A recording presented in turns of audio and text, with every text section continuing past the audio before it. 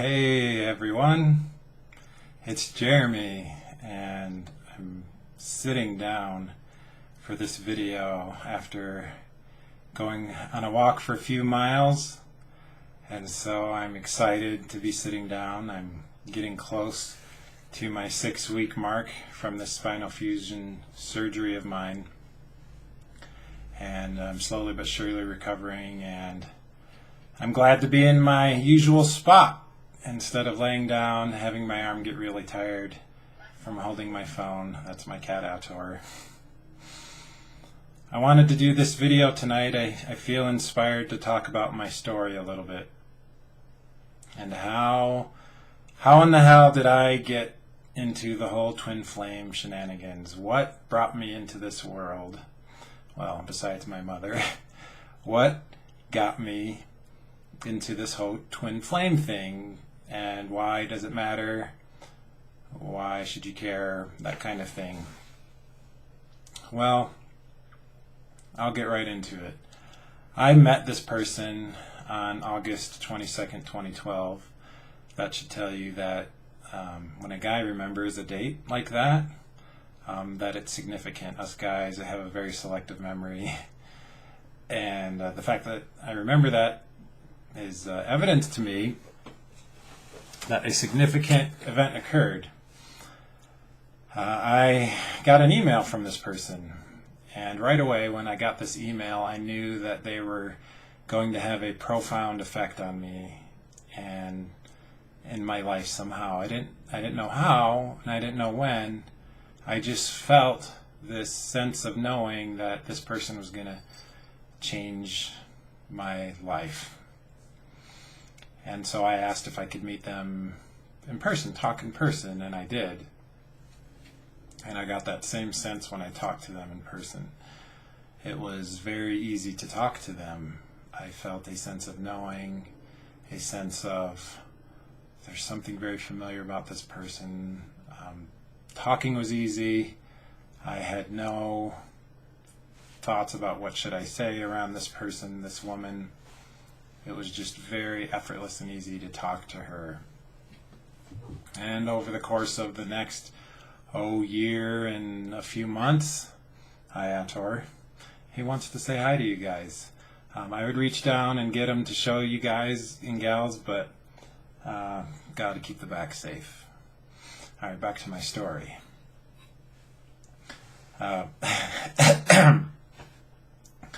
I don't edit my videos, by the way. I just go with it. We're doing it live, that kind of thing. So things, I would say, started to unravel for me in my marriage around September of 2013, and that's difficult to go through. I had 2 kids with my ex-wife. We had a nice house. We had, all the things you could ever want for the American dream, and yet I knew that relationship had run its course, but I was terrified to do anything about it. Hi, Dido. It's another one of my cats saying hello. Hey, Dido. We'll get through this video eventually. Get some popcorn. There's a good story here. And that's a hard thing for a man to go through, or anyone to go through, knowing that a relationship is run its course. But I didn't know what to do. I was terrified. I was terrified to bring it up. I was terrified to say anything about it. Everything was just frightening. I wasn't a good communicator. I had my flaws, and I still have my flaws. One of my flaws that I had was I wasn't good at communicating, and I still have that flaw. And so I laid in bed September of 2013 and prayed, which is something that I normally don't do, or I was raised Mormon LDS and started to realize that that's not what I believed. Nevertheless, I put out a prayer or a call to the universe in September 2013, and I said, I need help. I am incapable of solving this crisis I have. I'm too weak to communicate. I need something to give me the push. And the first thing I thought of immediately was this woman, that somehow she would give me the push. She would make me strong enough to be able to do what I needed to do to communicate with my ex-wife, which I eventually was able to. We'll get to that a little bit later. So I said, okay, well, I'm going to talk to her more. And I did talk to her more. We had conversations that just lasted for like hours. We would go to lunch, and an hour would just go like that. And it was amazing to me just how fast time went. And the months of December, January, and February from 2013 to 2014, I had the experience of what you all would know as the bubble phase, the euphoric phase, the sense of knowing where two people are interacting freely without expectation, and you're in the clouds, and time stands still, and there is nothing that matters in the world except connection. I experienced that for about 2.5 months-ish. But around March of 2014, that all started to change as she, my counterpart, or whatever label you want to use, started to disconnect from me. Texts were responded to less often and with much less words. And the tone and everything changed from her end. And there's good reason for that, and I talk about that in some of my other videos. And that began a churning within me. It began a buildup within me of fear, of crisis, of, oh no, what's happening here? This person where I felt so connected to and received that connection back, starting to disappear from my life. And what do? I've got to do something. That was my thought. I've got to do something. And so I would reach out to her periodically, trying to rekindle what was once there, and it didn't work. She slowly continued to disconnect, and eventually she left. Went away for a year, left the area. And I was left to ponder and research what the hell just happened. The most intense connection I've ever felt has all of a sudden just vanished, gone, exploded. And I did research online, searching deep connection, disconnect, pain, suffering, soul burn, and I came upon the concept of twin flames. And I read about it, and I read about the stages of the twin flame relationship from the very beginning, where there's this sense of knowing, the bubble phase, the connection, to when the crisis happens, and then the whole runner-chaser thing, of which I was once the chaser. I don't chase anymore. I don't chase anyone anymore. But I was that. And to the now afterwards, where I feel like it is now my calling in life to help heal people who are in twin flame situations, because it is so fucking intense. It is to me, it's the most intense thing you'll ever go through. Like, I just had the spinal fusion back surgery, and it's really hard. Like, it is really hard, and has brought me to tears. My back has brought me to tears the last 4 months, and yet it is nothing compared to the 7 months of separation and disconnect and pain and daily, multiple times a day, crying and screaming and wailing like a banshee that I experienced from about March of 2014 to September of 2014. That was my dark night of the soul. It was my time to face myself and process the situation. And in March, I finally got the courage to communicate everything that I had been wanting to for years to my now ex-wife. And that was a difficult situation. And in October of 2014, made the decision to end that relationship, which was hard. It was really hard. I may get emotional talking about that because we had 2 wonderful kids together. 2 wonderful daughters. They're super awesome. I love being a dad to them. But that was a hard thing to do. I knew I would see my kids less, and I knew the financial responsibility that was required of me, and that I would be living in a very much lesser conditions. I'm in a basement apartment now as opposed to a nice house, for instance. For the first year on my own, I lived on ramen noodles, basically. But I had the strength to do it because of the 7 months of suffering, of soul burn, of having to face myself to really understand the situation. And that was so hard. Many days of just laying on the floor, yelling and crying.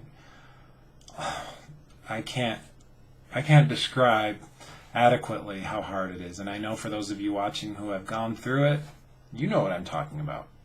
You know exactly what I'm talking about. And that's why I feel like it is my calling, it is my duty, it is my privilege, having survived that and come out on the other side and not only survived but thrived, becoming a much stronger version of myself, able to handle the situation now, grabbing the bull by the horns and saying, giving guidance and advice and practical solutions to this situation to men and women.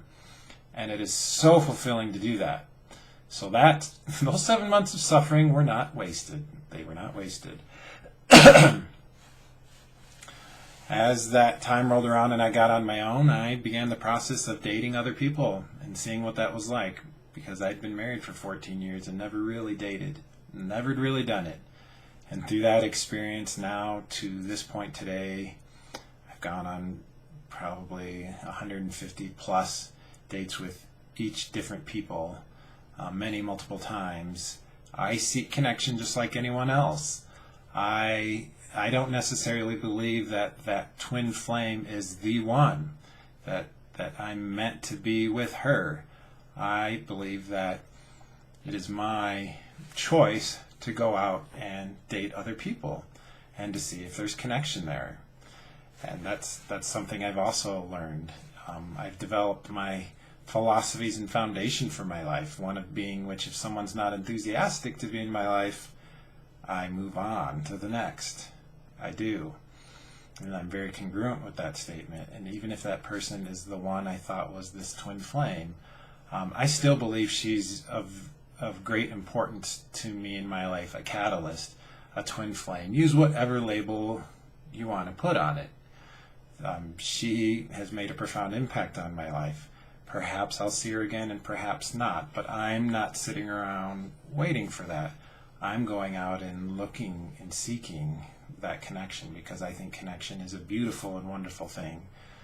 And that's why I go out on dates seeking that. And I'm picky with that. For me to cease dating and call someone that girlfriend, that person, I'm pretty picky about what it will take for that to happen. And that's good. And I would hope that anyone I see is of the same mindset.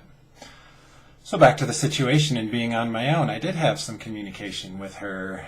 In August of 2014, she told me never to contact her again. She didn't want anything to do with me.